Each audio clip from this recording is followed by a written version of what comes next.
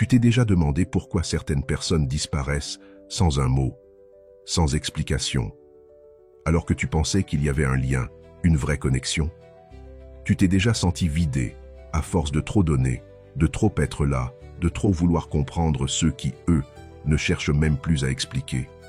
Et si ce n'était pas toi le problème, mais l'idée que tu te fais des autres?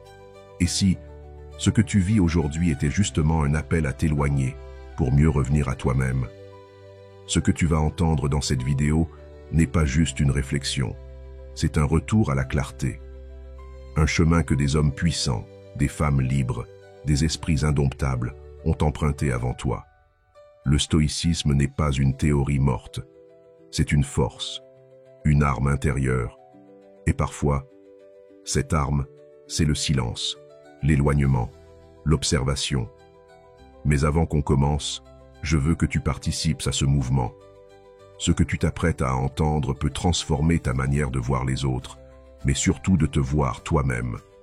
Alors écris maintenant en commentaire « Je développe mon esprit ».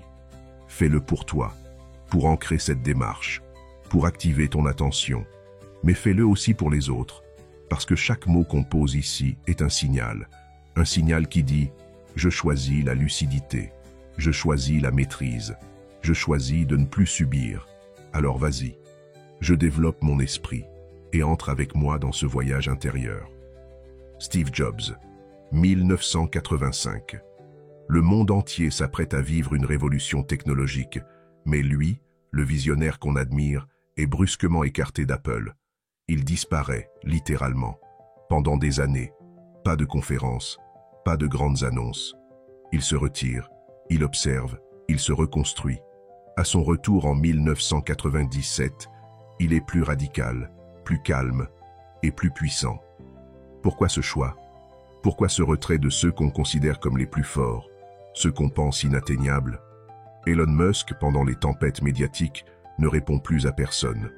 Barack Obama, après son mandat, disparaît pendant des mois, volontairement. Même Michael Jordan, au sommet, quitte la NBA pour s'isoler et jouer au baseball dans l'anonymat.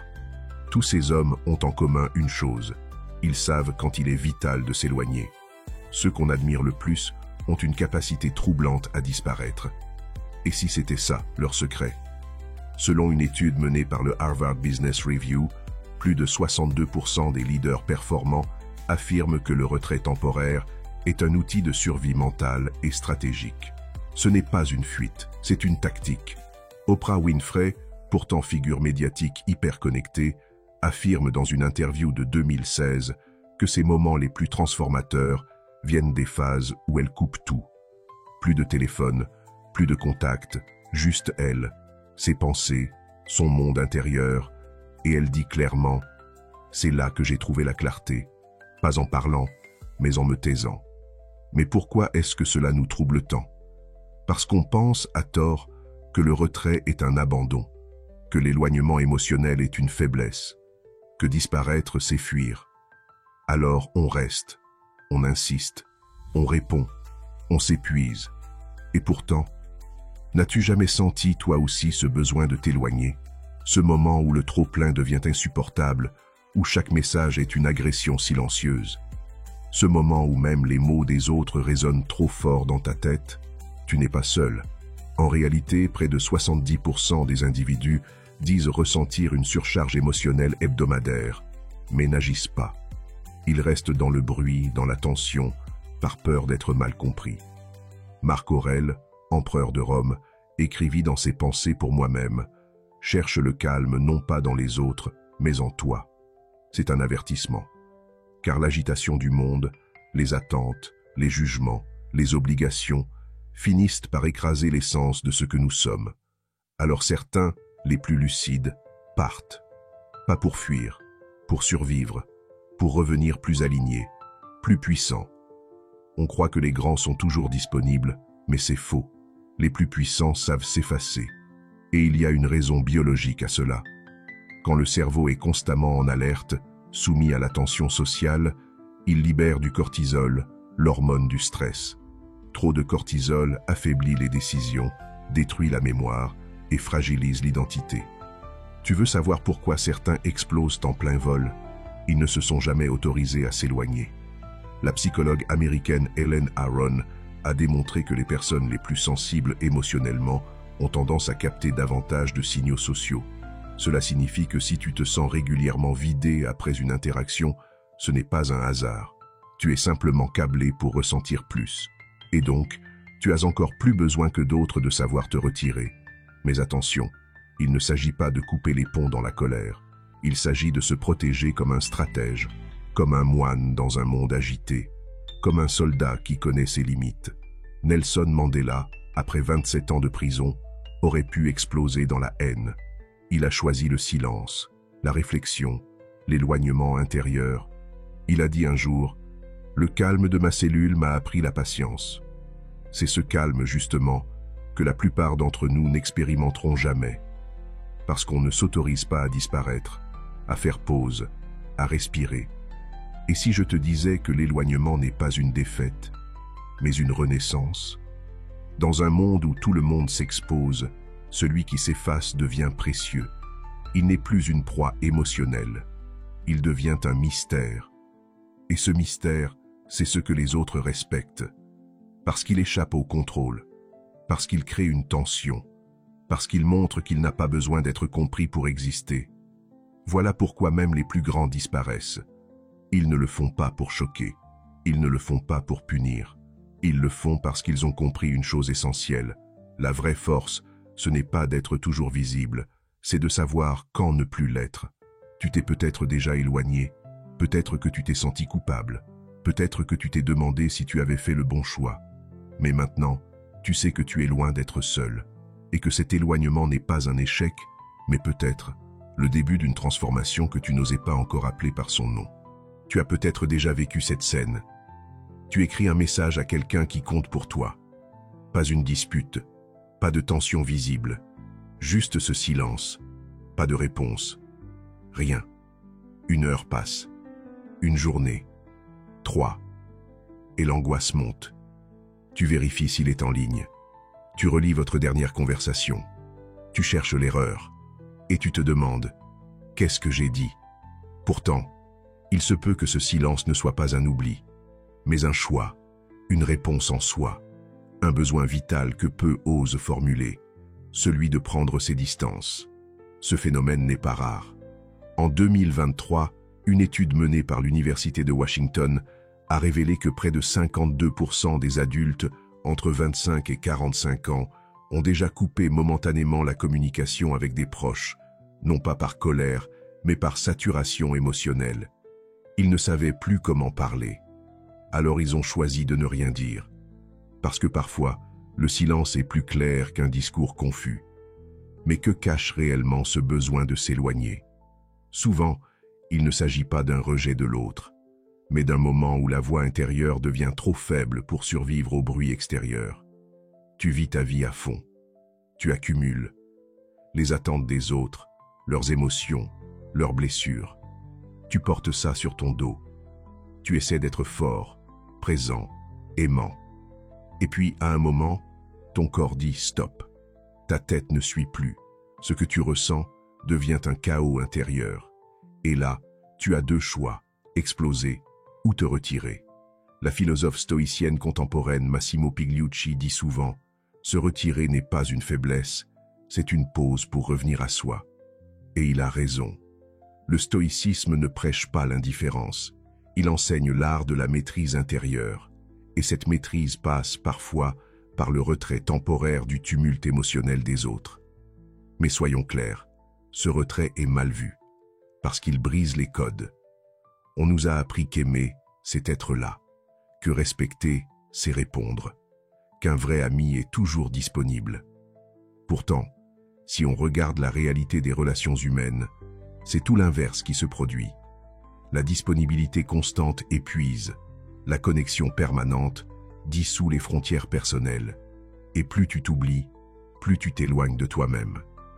Une expérience menée au Mindfulness Awareness Research Center de Los Angeles a mis en évidence que 10 minutes de retrait social conscient par jour améliorent la gestion des émotions de 43% en 2 semaines. Ce n'est pas une théorie, c'est biologique. Le cerveau a besoin de silence, de vide, d'espace. Sans cela, il ne filtre plus. Il surréagit. Il sature. Et toi, quand t'es-tu offert ce vide pour la dernière fois? Ce que cache le besoin de distance, ce n'est pas une volonté de blesser. C'est une urgence intérieure. C'est le signal d'un mental qui ne supporte plus l'accumulation. Et paradoxalement, ce retrait, quand il est fait avec conscience, sauve la relation. Il empêche les mots de trop. Il protège de l'irréparable. Marc Aurèle écrivait « Sois comme la roche que les vagues frappent sans qu'elle ne cède ». Mais pour devenir cette roche, il faut d'abord s'écarter de la tempête, observer, se reconstruire. Il ne s'agit pas de fuir le monde, il s'agit de s'y préparer, à nouveau, avec clarté. Dans certains cas, ce silence est aussi une forme d'autodéfense psychologique. Le psychiatre Carl Jung a décrit ce phénomène comme un mécanisme d'ombre. Lorsque l'individu se sent trop exposé, il se replie sur lui-même pour protéger son identité profonde. Il ne joue plus le rôle. Il se soustrait à l'image qu'on attend de lui. Il redevient lui. Et si ce besoin de t'éloigner, que tu ressens parfois, était le signe que tu es en train de te retrouver? Ce que tu prends pour de la fuite est peut-être une reconquête, une prise de terrain sur l'emprise des autres. Ce que tu considères comme un froid est peut-être un feu intérieur qui reprend de la force, lentement, sans bruit. Tu n'as pas à te justifier, pas à t'excuser. Mais tu dois comprendre. Tu dois savoir que ce besoin n'est pas une honte, c'est une boussole. Regarde autour de toi. Les plus sages, les plus stables, ne sont pas ceux qui parlent le plus. Ce sont ceux qui savent s'absenter, respirer et revenir. Ils ne disparaissent pas, ils se réparent. Alors oui, ce silence est une réponse. Il dit « J'ai besoin d'air ». Il dit « Je choisis la clarté au lieu du bruit ». Il dit « Je préfère prendre soin de moi maintenant, plutôt que de blesser plus tard ». Et ça, c'est peut-être la forme la plus noble de respect qu'on puisse offrir, à soi-même comme aux autres. Tu sais ce qui fait le plus mal souvent? Ce n'est pas l'absence de l'autre, ce n'est pas même son silence, c'est ce que tu en attends. C'est l'interprétation que ton esprit projette sur ce vide. Parce que tu voulais une réponse, tu attendais un retour, une reconnaissance, un signe, et comme il ne vient pas, tu souffres. Mais le stoïcien, lui, fait autre chose. Il n'attend rien, il observe.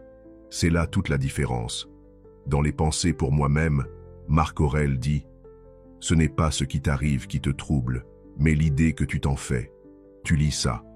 Tu hoches peut-être la tête, mais au fond, tu continues à espérer que l'autre comprenne, qu'il t'explique, qu'il revienne, et cette attente-là, elle t'enchaîne, parce qu'elle met ton bien-être entre les mains de quelqu'un d'autre. Les stoïciens ont toujours enseigné que le vrai pouvoir se trouve dans ce qui dépend de toi.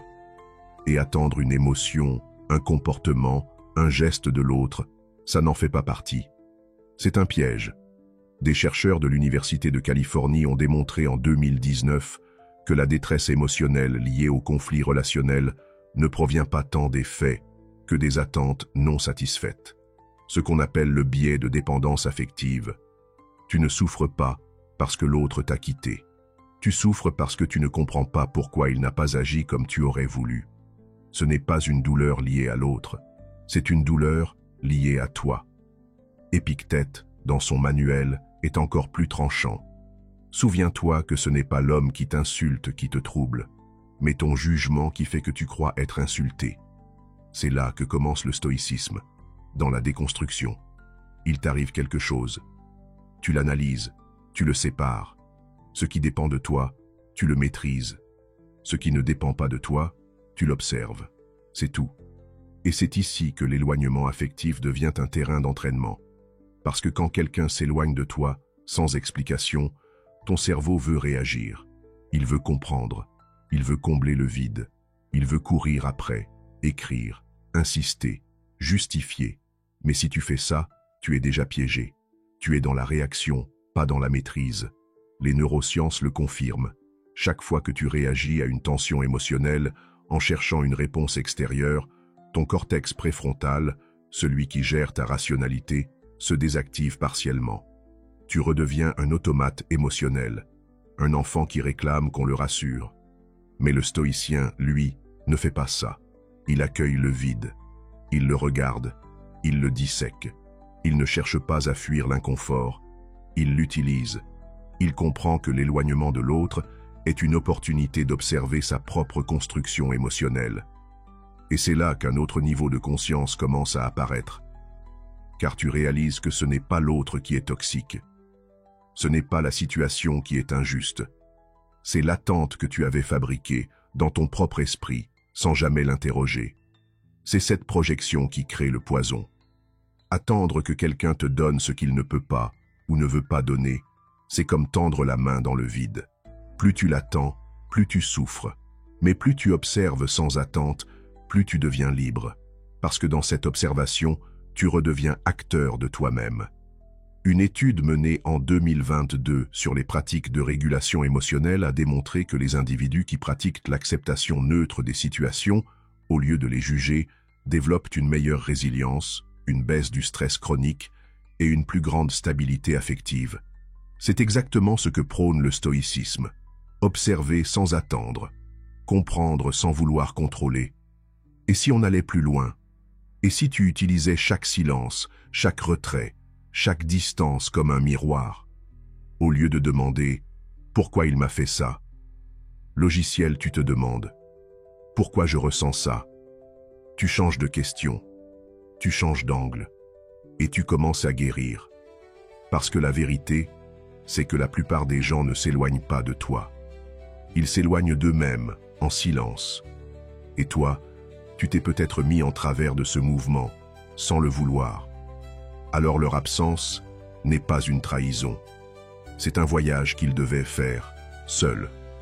Ce que le stoïcisme t'apprend, c'est à ne pas attendre l'invisible, à ne plus négocier avec le silence, à cesser de quémander des réponses qui ne viendront pas. Parce qu'à force d'attendre l'autre, tu oublies que tu es aussi en train de t'éloigner de toi-même. L'éloignement affectif, vu par les stoïciens, n'est pas un problème. C'est un phénomène naturel, parfois nécessaire. Mais c'est surtout un test, celui de ton rapport à la liberté intérieure. Est-ce que tu peux voir l'autre s'éloigner sans t'effondrer? Est-ce que tu peux rester ancré sans sombrer? C'est là que tout commence. Jim Carrey. On le connaît pour ses grimaces, ses rôles cultes, son humour. Mais ce que peu de gens savent, c'est qu'en 2010, au sommet de sa carrière, il décide de s'éloigner de tout. D'Hollywood, des interviews, des caméras. Il coupe, il disparaît. Pendant des années, il vit presque en reclus. Et quand on lui demande pourquoi, il répond « Je me suis débranché du système. Je devais me retrouver. Ce n'était pas un caprice, c'était vital. » Ce retrait, il l'a vécu comme une renaissance. Et surtout, il l'a fait sans demander la permission. Le droit de quitter sans culpabilité. C'est ça, le vrai luxe aujourd'hui. Pas l'argent, pas la reconnaissance, mais le droit de dire « assez ». Le droit de fermer une porte sans s'excuser, de dire non sans trembler. Et pourtant, ce droit, on ne se l'accorde presque jamais. On reste, on supporte, on continue, même quand notre esprit crie qu'il faut partir. Selon une étude publiée par The Journal of Social Psychology, plus de 76% des adultes reconnaissent de rester trop longtemps dans des relations qu'ils savent nuisibles. Pourquoi? La première cause citée, la culpabilité. Pas la peur d'être seul, pas l'amour, juste ce poids invisible qui murmure « Tu ne peux pas faire ça, tu n'as pas le droit ». Mais qui l'a dit? Qui a défini cette règle absurde qui nous condamne à l'épuisement silencieux? Le stoïcisme, lui, enseigne autre chose. Il enseigne que nos limites sont sacrées, que l'on ne peut pas offrir aux autres ce qu'on n'arrive plus à se donner à soi-même. Épictète disait « Ce n'est pas parce que tu es bon que tu dois te laisser détruire ». Une phrase qui devrait être tatouée dans l'esprit de tous ceux qui confondent bonté et sacrifice.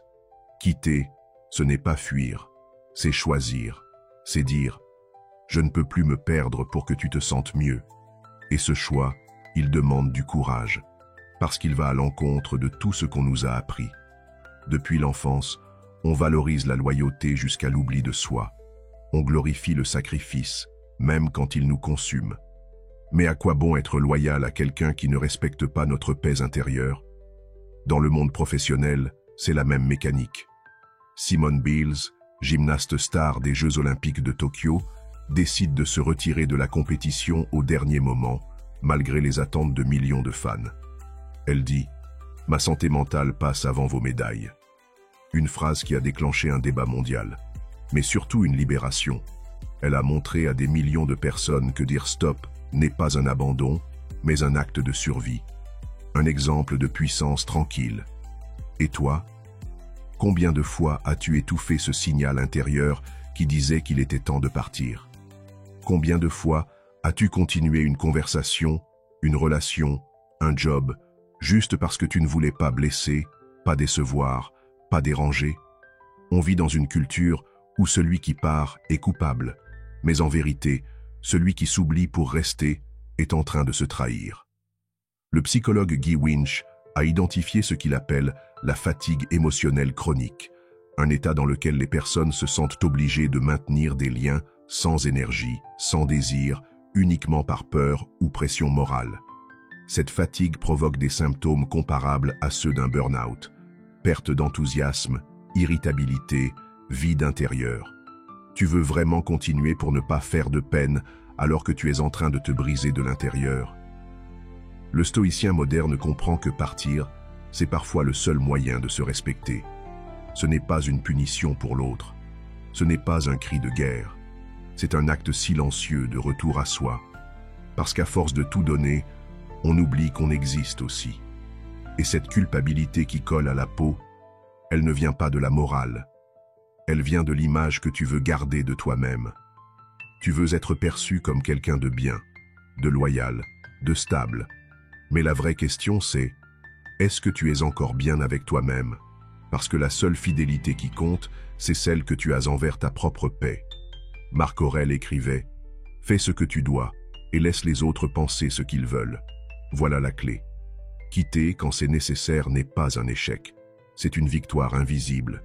Celle qui se joue à l'intérieur, dans le silence, loin des applaudissements. Et ceux qui t'aiment vraiment ne te demanderont jamais de te sacrifier pour eux. Tu as le droit de ne pas répondre. Tu as le droit de dire non. Tu as le droit de partir. Et surtout, tu as le droit de le faire sans culpabilité. Car chaque fois que tu t'imposes une limite claire, tu enseignes aux autres comment te respecter. Tu ne fuis pas. Tu te respectes. Et c'est dans ce respect que commence ta puissance. Tu crois connaître quelqu'un, tu penses qu'il te comprend, tu es persuadé qu'il ressent les choses comme toi. Et puis un jour, il agit d'une manière incompréhensible. Il s'éloigne, il te blesse, il ne répond pas. Et tu te répètes, je n'aurais jamais fait ça à sa place. Mais voilà justement, il n'est pas à ta place, parce que l'autre n'est pas toi. Et c'est là que commence la souffrance, dans cette illusion que les autres devraient penser, ressentir, réagir, comme nous. Will Smith a dit un jour, on souffre moins de ce que les gens font que de ce qu'on s'imaginait qu'ils feraient. Et cette phrase, elle résume à elle seule des années de thérapie, de méditation, de confusion émotionnelle. Parce que ce n'est pas l'événement qui fait mal, c'est la distance entre ce que tu avais projeté et la réalité. Les neurosciences appellent cela le biais de projection empathique. C'est un phénomène bien documenté. Quand tu développes un lien émotionnel fort avec quelqu'un, ton cerveau commence à simuler ses pensées à travers ton propre filtre. Tu crois donc, inconsciemment, que ce que tu ferais dans une situation donnée, il le ferait aussi.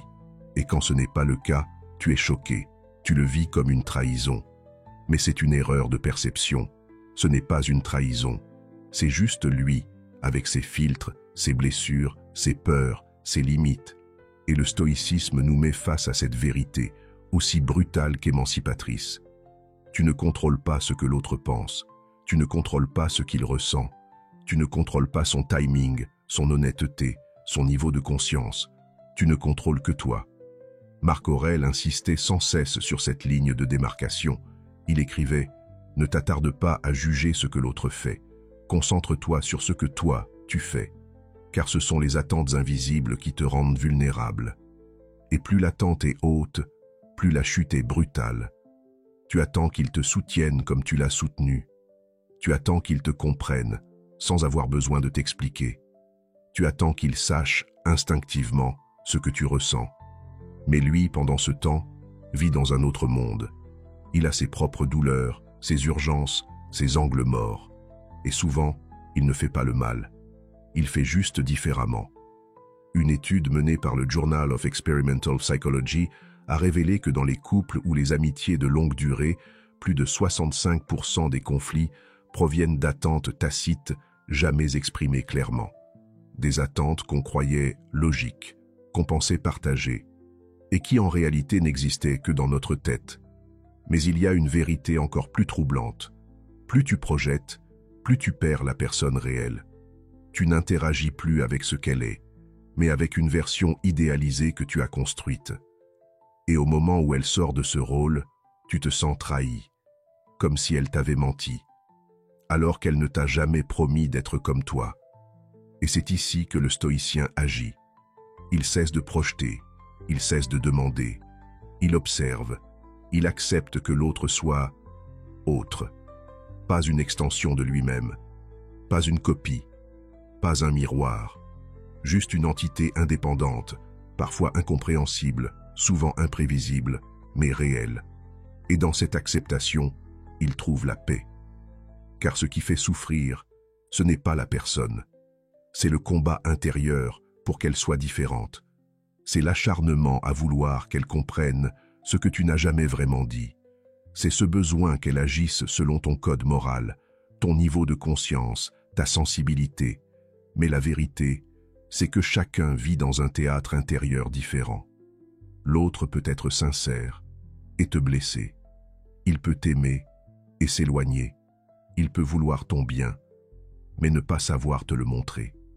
Et toi, si tu refuses d'accepter ça, tu entres dans une guerre invisible, une guerre contre la réalité. Le stoïcisme, ici, t'invite à une libération radicale, celle de désactiver la projection, de dire « Je ne sais pas ce qu'il pense, je ne contrôle pas ce qu'il fait, et ce n'est pas mon rôle. » Tu deviens spectateur, non pas passif, mais lucide. Tu retires le filtre. Tu vois enfin l'autre pour ce qu'il est, et non pour ce que tu veux qu'il soit. Et dans ce regard purifié, quelque chose change. Tu ne souffres plus d'un manque. Tu ne ressens plus une dette émotionnelle. Tu constates. Tu comprends. Et parfois, tu choisis de t'éloigner, non par colère, mais par respect. Respect pour ta réalité et respect pour la sienne. Alors souviens-toi, l'autre n'est pas toi. Il ne pense pas comme toi. Il ne guérit pas comme toi. Il n'avance pas à ton rythme. Il ne ressent pas comme toi. Et ce n'est pas un problème. C'est une vérité. Une vérité qui, si tu l'acceptes, peut te rendre immensément libre. Tu n'en peux plus. Trop de messages, trop d'attentes, trop de notifications. Tu réponds machinalement.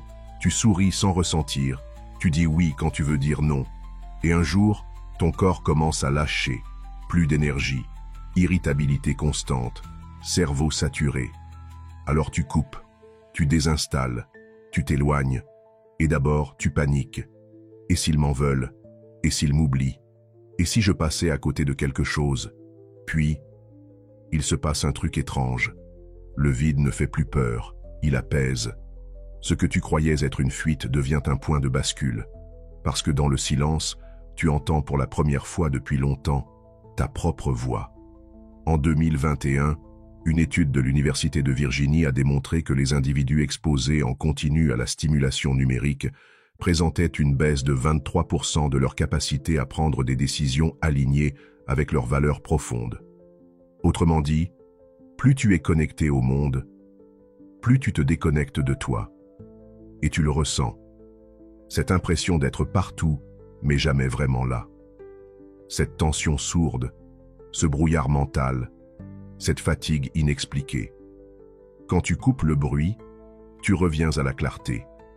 Tu réalises que tu étais en train de vivre dans la réaction permanente au lieu de créer ton propre rythme. Et dans ce retrait, tu redécouvres un espace que tu avais oublié, le tien.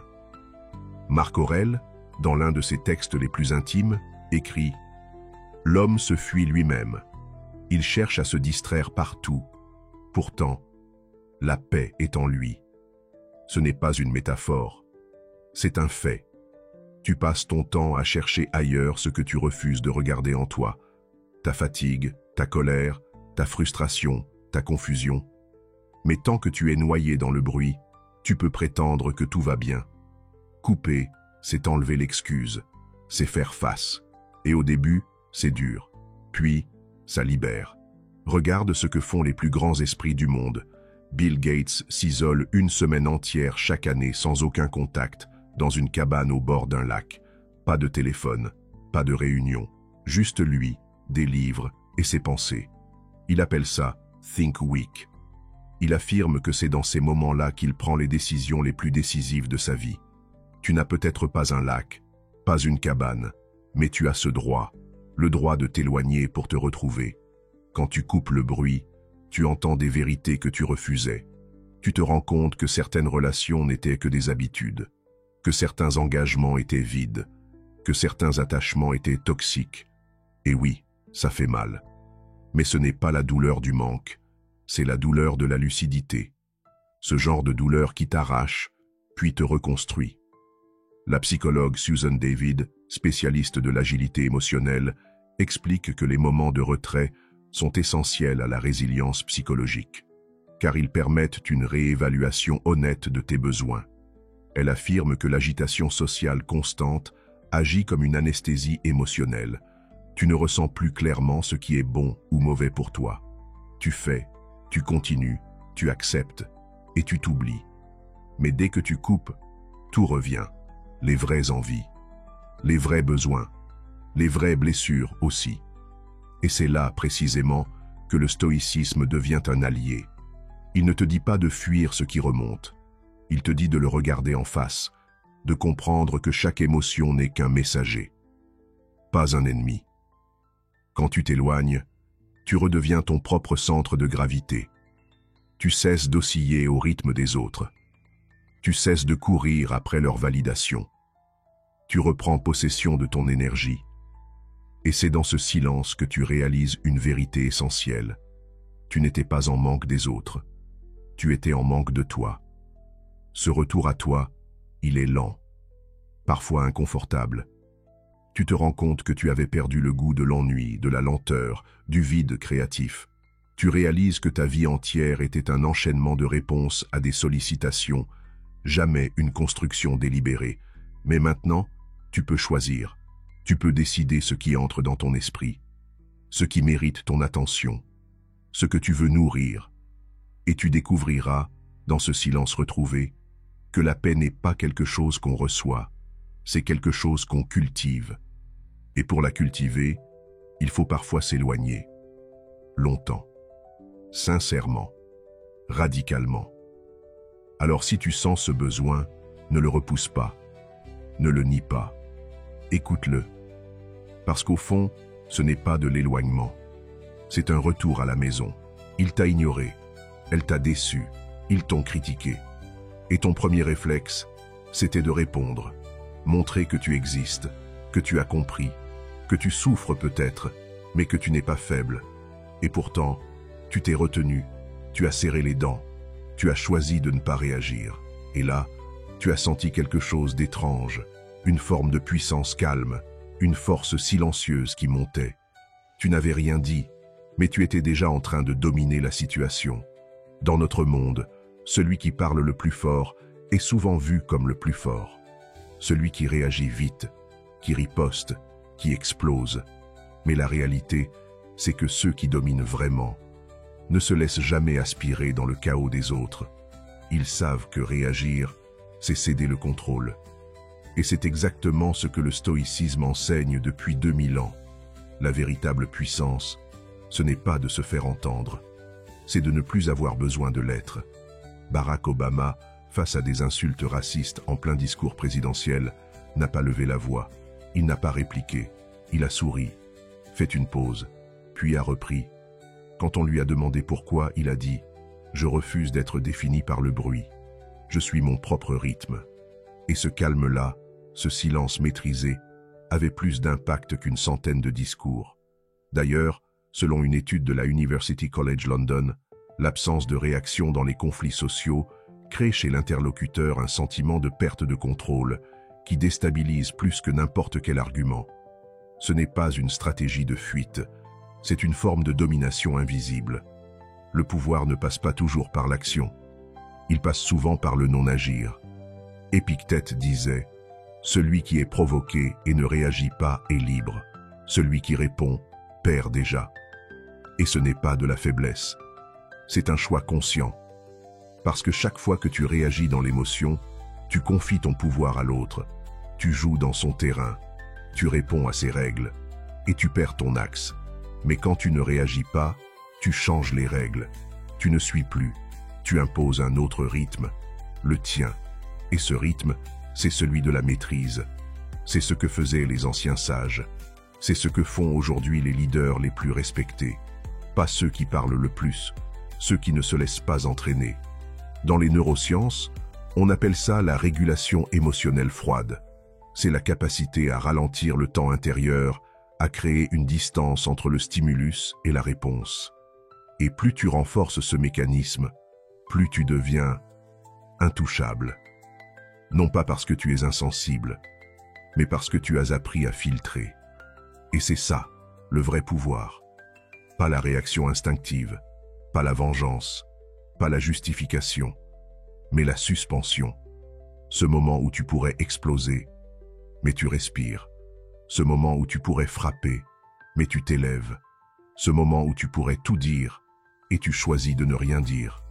Non par faiblesse, mais parce que tu n'en as plus besoin. Le stoïcien moderne n'est pas un moine reclus, c'est toi, moi, n'importe qui. Mais avec une différence, il ne donne pas aux autres le droit de le perturber. Il reste centré, et ce centrage crée une forme de magnétisme. Les autres le sentent. Ils ne comprennent pas toujours, mais ils respectent, parce que ce qui ne réagit pas devient mystérieux, imprévisible, solide. Rappelle-toi d'un moment où tu t'es tu, où tu as observé au lieu de répondre. Est-ce que tu t'es senti faible? Non. Tu t'es senti maître. Et ce sentiment, tu peux le cultiver. Tu peux le renforcer. Parce que chaque silence choisi, chaque mot retenu, chaque retrait stratégique te rend plus fort. Et à terme, tu n'auras même plus besoin de te forcer. Tu ne répondras plus, non pas parce que tu retiens ta colère, mais parce que plus rien ne la déclenche. Tu n'es plus là pour prouver. Tu es là pour avancer, pour construire, pour respirer. Tu n'as plus besoin d'avoir raison. Tu n'as plus besoin qu'on t'écoute. Tu sais. Et c'est suffisant. Alors retiens bien ceci. Réagir, c'est céder. Observer, c'est reprendre. Et dominer, c'est parfois simplement ne pas répondre.